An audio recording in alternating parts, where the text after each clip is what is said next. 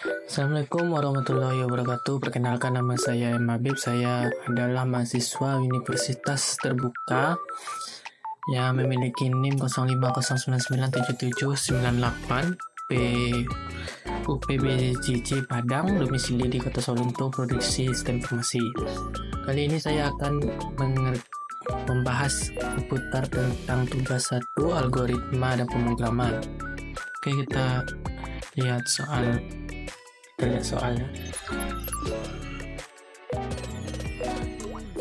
Satu, buatlah rangkuman yang bahan dan materinya dari internet tentang algoritma dan dunia pemrograman komputer dengan spasi 1,5 dibuat pada Microsoft Word dengan daftar pustaka minimal 5 daftar pustaka.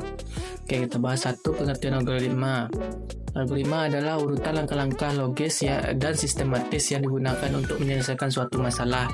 Dalam dunia komputer, algoritma digunakan sebagai dasar dalam pembuatan pemrograman. Pembuatan program, setiap algoritma harus memiliki 3 sifat, yaitu input, proses, dan output. Algoritma dalam pemrograman komputer. Dalam pemrograman komputer, algoritma diterjemahkan menjadi kode pemrograman menggunakan bahasa pemrograman seperti Java, Python, atau C++. Pemilihan algoritma yang efisien sangat penting karena akan memengaruhi performa dan kecepatan pemrograman. Jenis-jenis algoritma. Beberapa jenis algoritma pada umumnya yaitu algoritma linear, algoritma rekursif, algoritma divide and conquer, algoritma brute force, algoritma greedy, algoritma dynamic programming. Struktur dasar algoritma.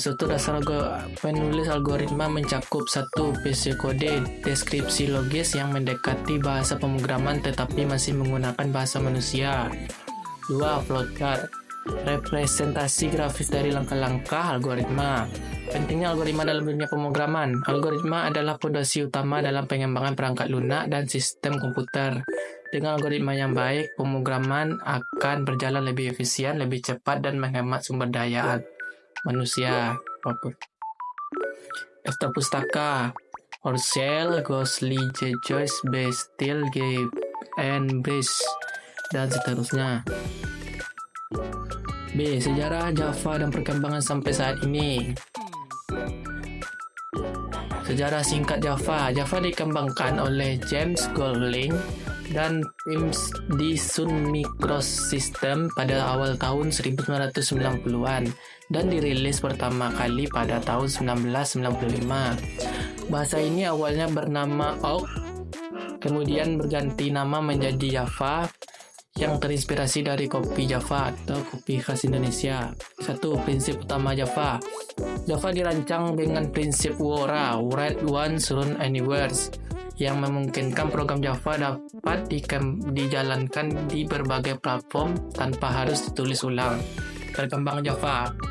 Java 10 1996. Versi pertama Java dirilis dengan fokus pada applet web. Java generasi kedua atau J2SE 1998, penambahan fitur penting seperti swing dan collection framework. Java generasi kelima 2004 memperkenalkan generic, enumeration, dan metadata atau annotation.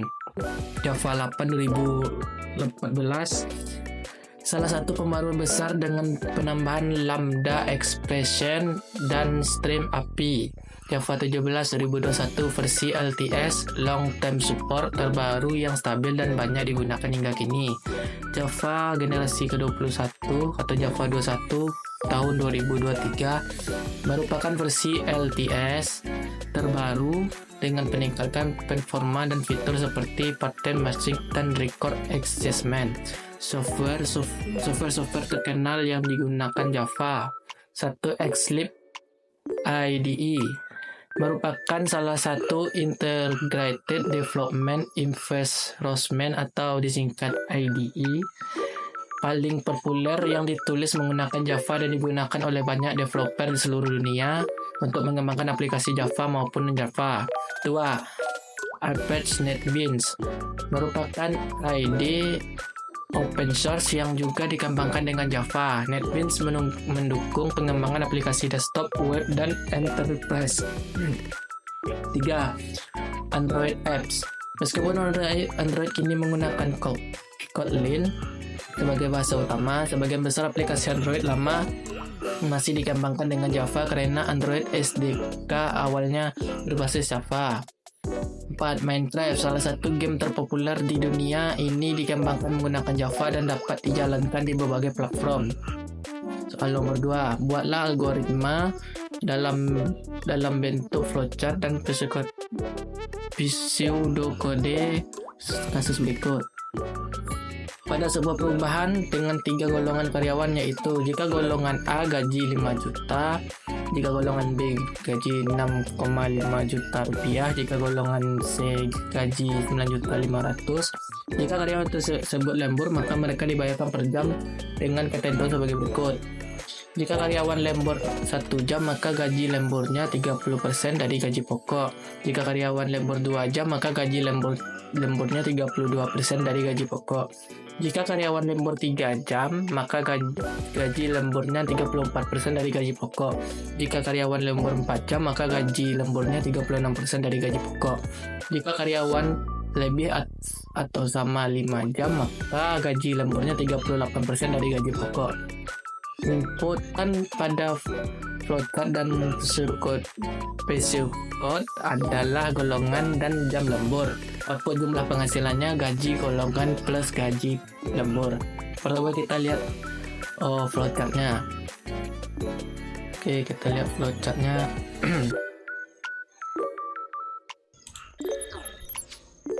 Oke. Dari tugas tadi kita membuat dari mulai input golongan ABC, input jam lembur, golongan invalid. Yang valid yaitu golongan gaji A, gaji B, dan gaji C. Dan jam lembur.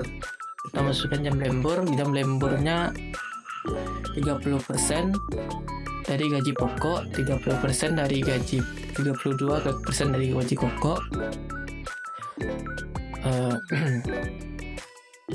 Dan 34%, 36%, dan 38% dari gaji pokok.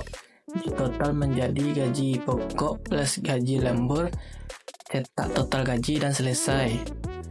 Yang panah di sini ketika cetak golongan tidak valid, maka tidak ada pengeluaran gaji yang tidak termasuk dari gaji A, B, dan C. Dan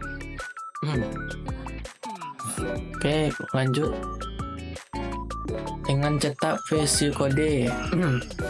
Kita buat dengan mulai input golongan, input jam lembur, gaji pokok, gaji lembur, tentukan gaji berdasarkan golongan. Jika golongan A, maka gaji pokok 5 juta, atau jika golongan B, maka gaji pokok 6,5 juta, atau jika golongan C, maka gaji pokok 9,5 juta, atau tampilkan golongan tidak valid. Selesai. Hitungan gaji lembur berdasarkan jam lembur. Jika jam lembur 1, maka gaji lembur 0,3 gaji pokok. Jika jam lembur 2, gaji pokok 3,2,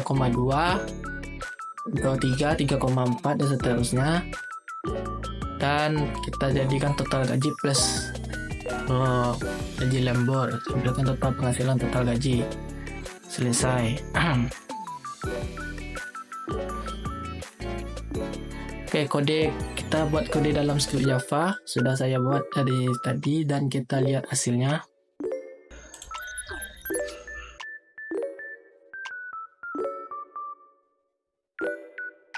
Oke, lanjut.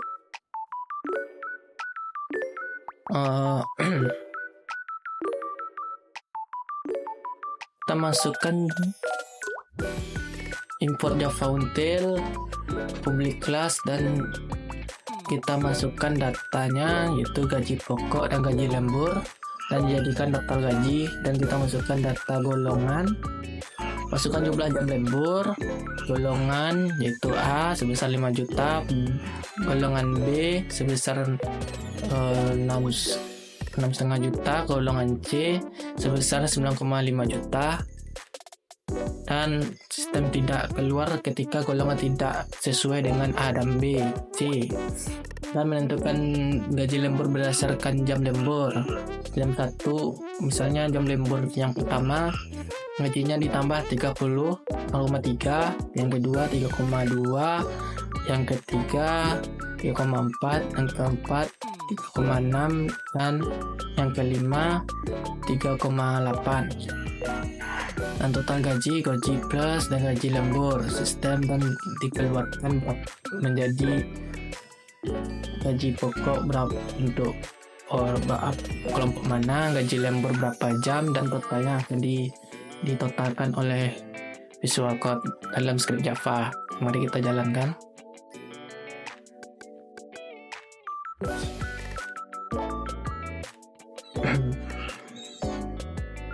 Oke, hitung gaji karyawan, masukkan golongan, misalnya golongan B, misalnya golongan B. Maaf, golongan B, enter, dan masukkan jam lemburnya. Berarti kalau misalnya jam kita lihat dulu.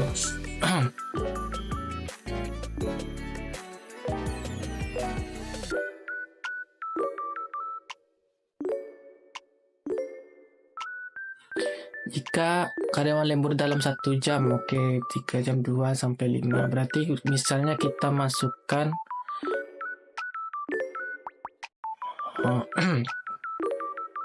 misalnya 3 jam.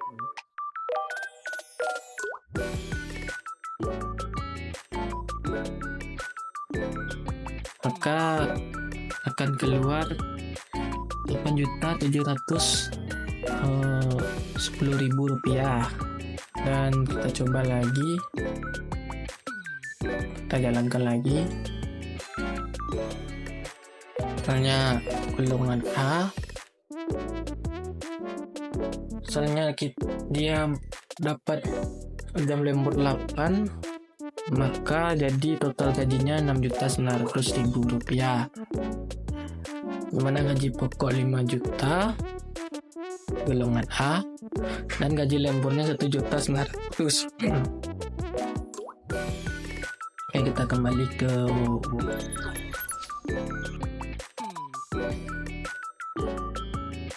dan sudah sesuai dengan inputan gaji golongan plus gaji lembur.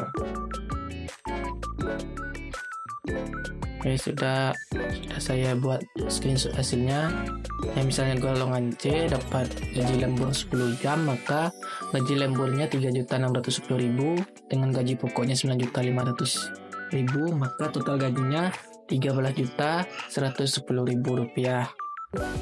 Oke, tugas 1 sudah selesai. Kalau ada kesalahan dan janggal mohon dimaafkan. Saya akhiri dengan Assalamualaikum warahmatullahi wabarakatuh.